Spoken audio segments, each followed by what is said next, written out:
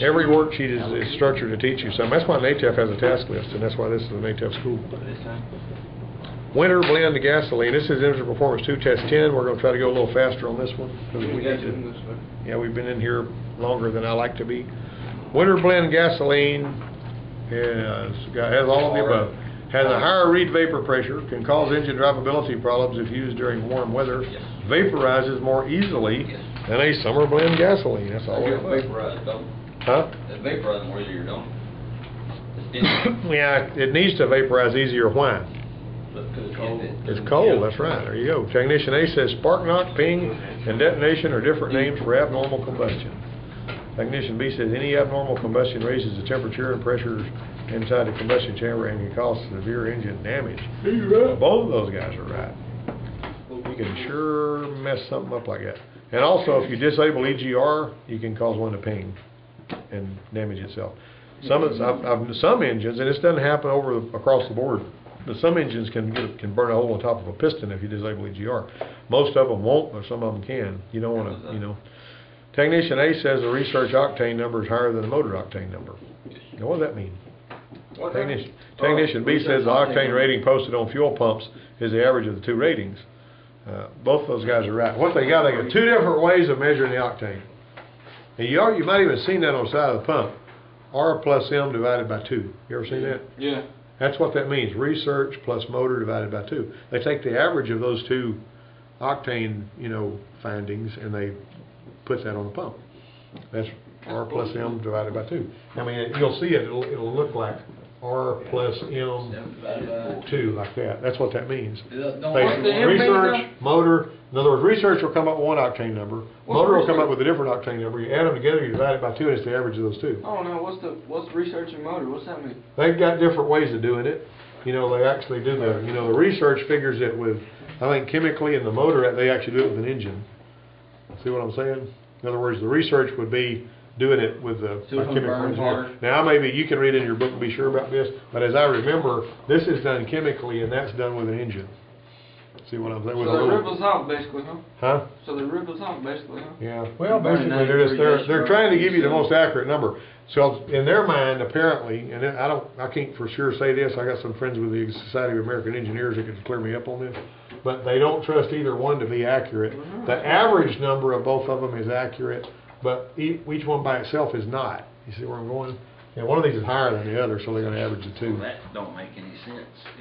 Neither one of them is accurate by itself. Do you remember what I told you about out here in the shop? If I'm doing troubleshooting, there are some tests that are go no go, and there are some tests I need 2 tests to give me a good. I need to combine the results of 2 tests to give me a good reading.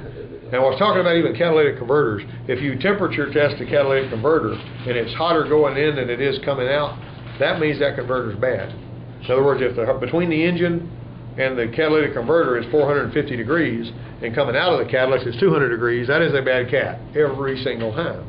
However, if I shoot that sucker and I see that it's 200 degrees here and 450 back there, does that mean it's good? No, it doesn't. It can still be stopped up. So I take that under consideration, and I also take my little vacuum hose thing, when you put the blind pop rivet in after you drill a hole right in front of the converter, put a pressure gauge on it, and look for your pressure. You can tell that way, but either one of the tests by itself, of course that test by itself would probably work good, but that's a good example. But there's other ones where I don't trust this and I don't trust that, but if both of them tell me it's bad, I know. If only one of them tell me it's bad, I don't trust that. Especially if you're talking about a $1,000 part. You see what I'm saying? And all I'm saying is it's really easy for you to spend the customer's money and say, well, I think I'll just pop one of these on there, $1,000. Oh, well, I didn't fix it, sorry. See what I'm saying? Don't go there.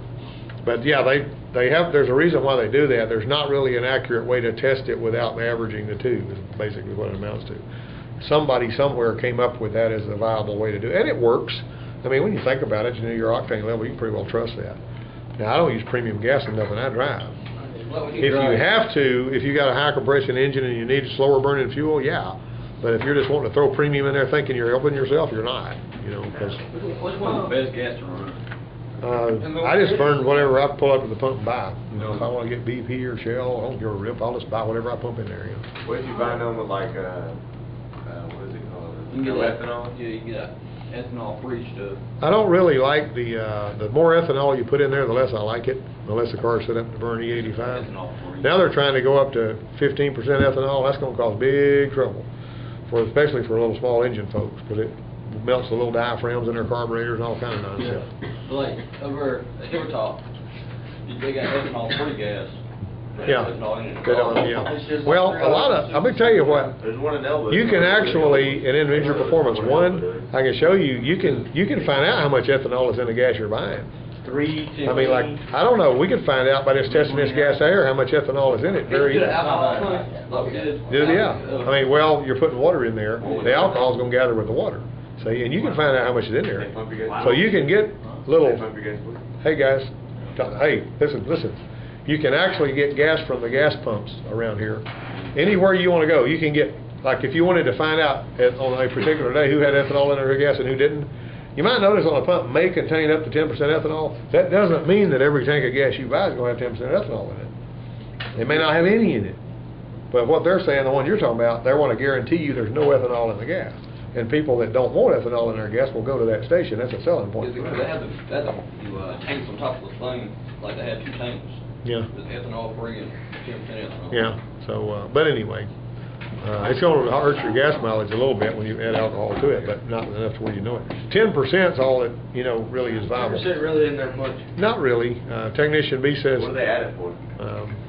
They add it to probably can make us less dependent on fossil fuels and stuff because we can make ethanol out of garbage. So they can make more money. Technician A says at high altitudes, engines produce lower power.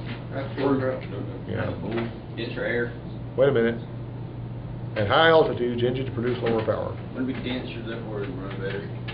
Actually, if you've ever driven a car at high altitude, you just would be downright ashamed of it. Well, I had a 72 Chevrolet that was really scoot. It was an Impala with the inside, that inside-out back windshield they had on some of them. And I drove that thing, and we went to the Grand Canyon on that doggone thing. And the rim of the Grand Canyon is 8,000 feet above sea level. And when we were driving in those mountains, that car wouldn't pull your hat off. Now, if you're going to set one up for altitude, you're supposed to advance the ignition time and reset the carburetor and that kind of stuff. But it's not going to run worth a flip. If it's set up to run at sea level and you go to high altitude, you will hardly pull your hat off. It's terrible. Well, I mean, that's on a carburetor vehicle, right? Well, yeah, but it's also, these are only good up to 4,000 feet. Well, if you look, well, for years they were, they may have changed it now, but the map sensor is supposed to read barometric pressure and make adjustments, but there are some points beyond which it cannot go. Right. And on some of the Jeeps, to do them for altitude modification, there was a ground wire that was taped back to the wire harness down there by the dipstick. And what you were supposed to do if you're going to modify it for altitude, you were supposed to bring that ground wire up, put it under a screw, and you were also supposed to put a different crank sensor in it that was like 8 degrees advanced. So you'd have more time in advance, and you'd actually have that other ground, and it would change some strategy in a computer when you grounded that wire and make it run better at altitude. If you're going over 4,000 feet, you have to have one that's set up to run over 4,000 feet. You have to advance it. Is that maybe because it takes slight longer to There's not as much oxygen. ignite? Yeah, there's not as much oxygen up there. The Jeep people didn't put a button for that? I mean, they got a button for sand, a button for snow, Yeah, a button you for... got a good point. But the thing about it is, it would probably be feasible if you were going above and below that altitude a lot, but like somebody, one of the things that I got tickled at, this guy goes up there and he's up there in Colorado or somewhere, and somebody disconnects his EGR valve and just puts a little vacuum cap on the EGR valve nipple. You know what I mean? Or maybe put a BB in the line and stick it back on there. Okay, so he's up there at that low air pressure. He comes back down to sea level, and now his car is running terrible because the atmospheric pressure is greater down here, and it's opening the EGR valve because he's trapped that low pressure air in it above the diaphragm of the EGR valve, and so when he comes to low altitude, that is causing. Now, if you pull the vacuum line off, it pops shut. And you may be totally mystified by that. But if it's if you trap that low pressure air, anyway. How do I get off on that? Technician B says most engine control systems can compensate the air-fuel mixture for changes in altitude. Yeah. If it's not very much of a change, they can do it. This is C, both of them. Which is yeah, absolutely. Which method of blending ethanol with gasoline is most accurate? Inline. Splash would be dumping it in there, right? Well, number 3. Number 3 was, let's see. The octane number posted on fuel pumps is the average of the two, and research octane number is higher than a motor octane number. Read up on that. I mean, like I say, as I remember from the studies that we've done in different textbooks and all in here, they chemically check one and they use an engine to do the other, or it may be that they use two different kinds of engines or something. Anyway, just somebody follow up on that. What can be used to measure alcohol content in gasoline? You can either use A or B, electronic tester or graduated cylinder. I don't have an electronic tester for that, but you can take something like if you've got something that's taller than this and it's straight up and down, it's like a rain gauge or something, and you mark it with 10 equal, you take a ruler and mark it with 10 equal settings, and you pour, you fill up 9 of those up to the 9th mark with gas, and then you pour up to the 10th mark adding water, and then you cap it and shake it, and then you set it down, and however much it gains is what the percentage that it has. You got it? You understand what I'm saying? There's, like I say, there's a worksheet I give out in Engine Performance 1 on that. Okay. And we've got some graduated cylinder for that. E85, but you can make one out of a rain gauge or something. E85 means the fuel is made from what? 85% ethanol and 15% gasoline. Or you want to put gas in some drain and get it wrong. Yeah, a flex fuel vehicle can be identified by what? All of them. VIN, VCI, emblem on the side, front, rear, and or rear of the vehicle. Some of them ain't got no sticker at all. Some of these Tahoes and stuff, it's got that flex fuel stuff on there. You don't even know they got it unless you happen to, notice it in the VIN number will tell Mom's you. car got an EcoBoost on, we didn't know about it. So it's all the above. Flex fuel. Huh? They got EcoBoost. So, Yeah. I mean, you could run ethanol out of one of these flexible vehicles in time, but could you actually run like some grain alcohol out of one and it not damage anything? What do you? I don't understand that question.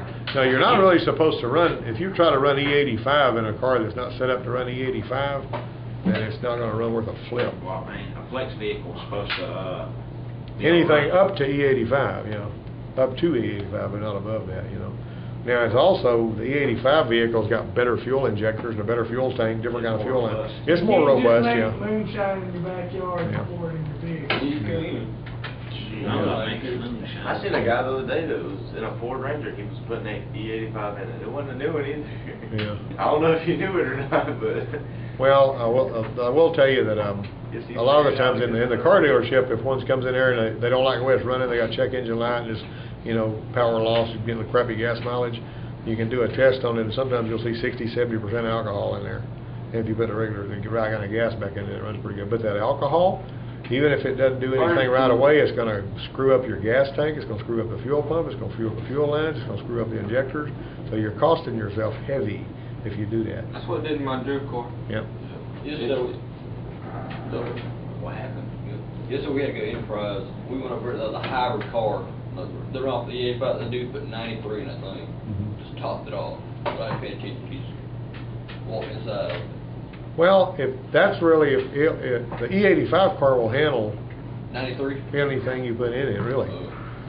They actually make cars, I can't remember who it was, I read an article a while back about some car that they made that would burn 5 different kinds of fuel.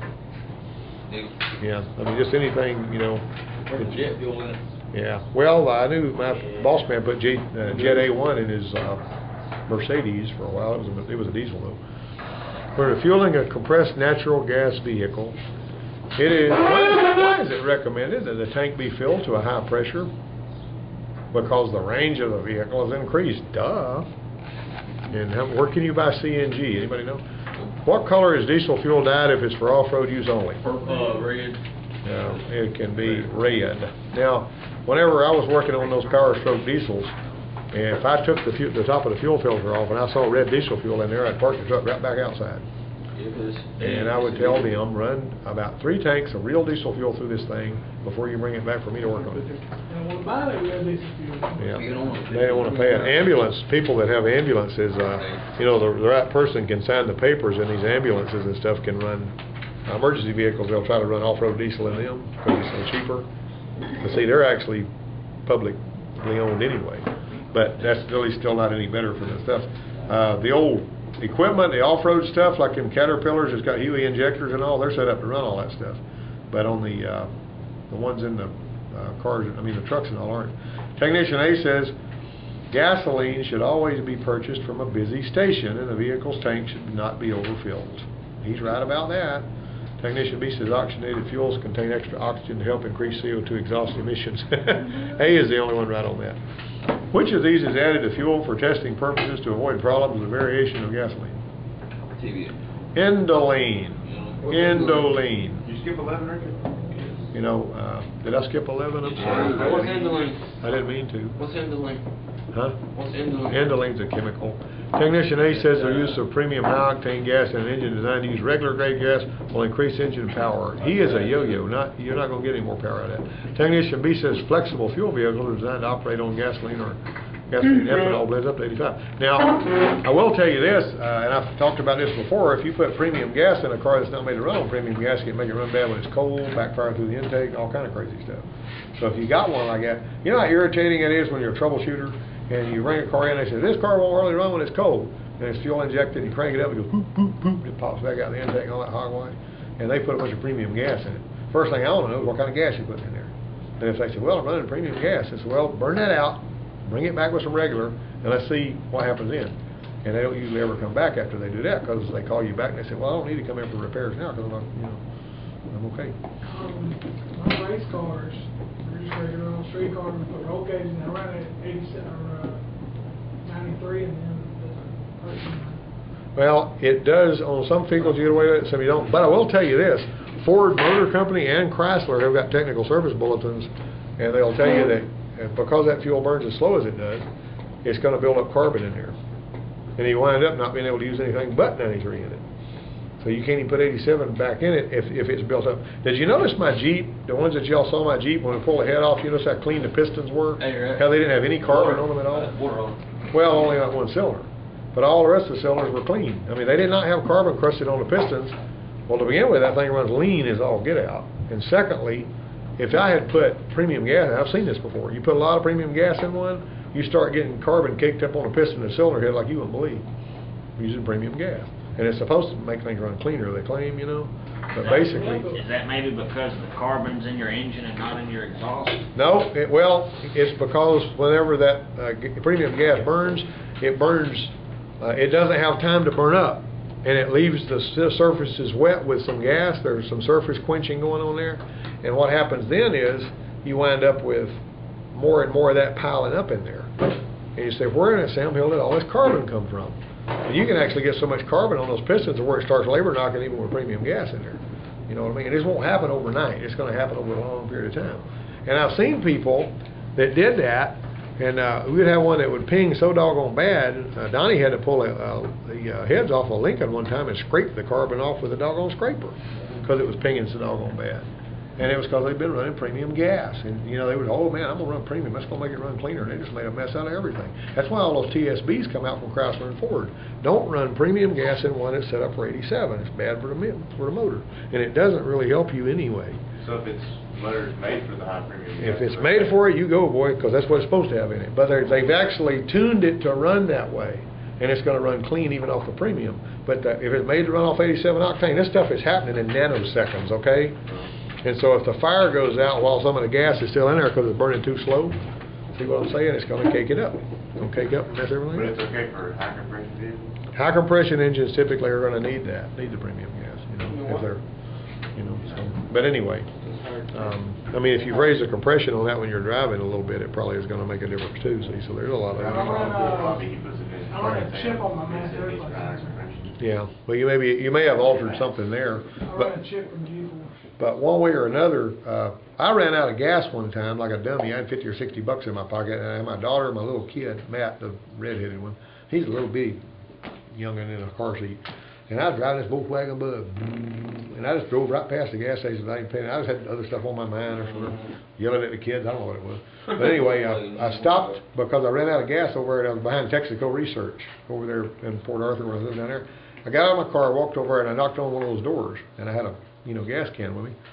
And I said, I I need somebody to take me to get some gas if you can, because I kind of got a mess over here. I got kids in the car. I mean, it's kind of stupid, you know, pass a gas station with money in your pocket. But, you know, I was, 23 years old. What do you expect?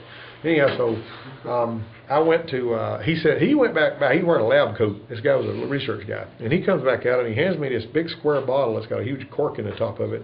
And it's got a label on it, and it's got it's got not Indoline, but toluene. It's got toluene on there. And this guy he was working in a place where they formulate gasoline, you know. And he handed me that bottle. He said, pour that in there, it'll run off of that. Okay, whatever, you know, I'm good. So it was clear. I mean, it looked like alcohol or something, but it was a real expensive chemical. He said, you just have the jar and just take it with you. I kept that jar for a long time. It's cool as all get out. But anyway, I took it and poured it in the gas tank, and boom, it fired up. And I went back down there to the gas station and gassed it up. And it ran better off of that tank of gas than it ever ran before. I mean, that stuff was really good, apparently. I mean, it used to ping a little bit, it would cut up, but it didn't do any of that with that Indoline in there. That's some sort of derivative of, I mean, not Indoline, it was toluene. If they put it after the fact. I don't know, but it was, I mean, I could probably research what that stuff was, but I always remembered it said toluene. And he was a nice guy. He just handed it to me and said, you can have that. One should avoid overfilling the fuel tank because what? The charcoal canister may get saturated. Using E85 can result in what? Reduced fuel economy. What was the answer to that? The charcoal canister may get saturated if you overgas it. Okay, that says no better. There was this one couple that came in there on their expedition or their Explorer or something, and they said, this gas tank's only supposed to hold 26 gallons, and we were able to get like 35 gallons in it. What's up with that? But what they were doing is they were shaking the truck and putting more, and shaking the truck and putting more, and shaking the truck and putting more. That's serious canister saturation issue there, boy. Using E85 can result in reduced fuel economy. Using the R plus M divided by 2 rating method, most regular gasoline today is 87 octane. Abnormal combustion, also called detonation or spark knock, increases both the temperature and pressure inside the combustion chamber. You know, the pinging is basically when the fire happens before it's supposed to, before it needs to, and the flame fronts come together and it rings that piston like a bell. That's what that pinging is. It's got nothing to do with valve clatter. That's what everybody always call it, valve clatter, you know. That ain't really what that is. Yeah, ExxonMobil has developed a process for converting methanol, which is methyl alcohol, to gasoline in a process called methanol to gasoline. Yay! MTG. Which of these procedures is used to convert coal to liquid fuel? Used to convert coal to liquid fuel creates a synthetic crude called synacrude, which is then refined to produce gasoline or diesel. That's a direct method. Direct method. You know you could make that gas out of coal. P-Series alternative fuel is patented by Princeton University. It is a non-petroleum based fuel suitable for use in what? Flexible fuel vehicles. That's a P-Series alternative fuel. Patented by Princeton University. You know anything about that? Technician A says gasoline is a complex blend of hydrocarbons. Yes. Technician B says gasoline blended for seasonal usage to achieve correct volatility for easy starting and maximum fuel economy. In other words, gasoline is blended for seasonal usage. So both those guys are right. There's not actually any one molecular or whatever compound for what your gas exists of. It's many, as I come to understand it. Yeah, it's a huge molecule. Yeah. There's a lot of different things. Yep. I mean, did you say one time someone poured some jet fuel in their coffee or something? Huh? Jet fuel in his coffee. And drank it or something like that? Who did that? Oh, no, you're talking about a thing. No, we put it in his Mercedes. No, you were talking about a while back. They were talking about jet fire, whoever. You just poured Oh, no, that's actually, no. That was over in Russia. The MiG-25 Fox bats they were using back in the 70s, they ran off alcohol, pure alcohol. And they would be bored, and these pilots would drink that stuff. And it would make them drunk, whoopee, you know, because it was new. It wasn't poisonous. Well, alcohol will kill you if you're drinking it. But like when you fill up a MiG-25 Fox bat with fuel, it takes 14 tons of that alcohol, or something like that. You know, they weigh the fuel when they put it in jets. They don't put it in about a gallon. You know, because the jet jockey, he ain't buying the stuff anyway. See what I'm saying? So and weight's more important when you're flying than gallons is, you know. So they actually put it in there by weight. Actually, engineers, even when they're working with designing engines and stuff, they measure the fuel by weight. That's why these injectors say 14 pounds per hour, 19 pounds per hour. That's an engineering thing, see. They couldn't give a rip about volume, they weren't know how much, what the weight of it is. And, the mass of the air and all Why that. don't they show that on the pump, just show how many weights you put in? Well, I don't know if you'd wanna buy it by the pound, but it could be done that way. If you put bigger injectors in your car, will your computer compensate for that? Depends on how much bigger they are. If you put them as just slightly bigger in there, it's gonna compensate some, but you're probably gonna have fuel trims that are out of balance. If you were gonna put, take Mustang injectors out of a pickup and put them in like a Crown Victoria or something like that, cause Crown Victoria's got them gray injectors and the pickup's got the orange ones. If you put the orange injectors where the gray ones were, you're gonna have some issues. I've actually seen people take the little gray injectors, just because they had one in their toolbox, and put it where an orange one was, because they needed an injector and they was hoping to dodge a bullet, and it skipped on that cylinder, because there wasn't enough fuel. You know what I mean? But if you put a whole set, you're probably going to see fuel trims way out of balance. I'm not worried about fuel trims. Yeah, so you can try it and see what you do. I mean, you're not really going to hurt anything. The only problem is if you go the other way and you're running it too lean, you can make it run too hot. But running it a little too rich typically won't hurt anything unless it contaminates. Fuel injectors and all that stuff. Yeah. Size. All right, now let's go here. Fuel in a CNG vehicle is, now number 21 was C. The fuel in a CNG vehicle, compressed natural gas, is actually stored at pressures as high as 3,500 psi. And the CNG is delivered to the mixer valve at a pressure of what? 0.5 psi. 0.5 psi. Richard, what are the smart plugs that you can buy? I don't know what they're called, but they're a lot more expensive than regular Don't tell me smart about plugs. it. I don't want them. They're Yeah. just I don't want them. They're for like people that just want to spend a lot of money. I don't know what they're called, but they're made out of something different. Iridium? Is that what That, you're talking about? that might be them. They're like $40 for like a pack of. Well, yeah, but the long and the short of it is, I'm gonna have to see a heck of a lot of difference in performance and mileage or something before I'm gonna spend that much money on a car. Well, somebody told me that if you use those in like a car that you're gonna like run like nitrous to, it'll like mess up the spark plug or something. It might, I don't know. They're basically you're re-engineered. What that is, that's a jerry rig when you do that. But let's see, the CNG fueling station pump is designated as a P24. That means the pump can refuel at a pressure of 2,400 psi. 500. Yeah. Is that pretty cool or what? What rating of diesel fuel indicates how well a diesel engine will start? Sulfur content. Cetane rating. Cetane rating. The specific gravity of diesel fuel is measured with what units? Hydrometer units. Obviously, specific gravity. Biodiesel fuel has a 5% biodiesel, and conventional fuel is B5. And most diesel fuel is grade 2. E-diesel is diesel fuel with ethanol. Which grade of diesel fuel is best suited for cold weather? Grade number 1. Right. Now, listen to me what I'm telling you. But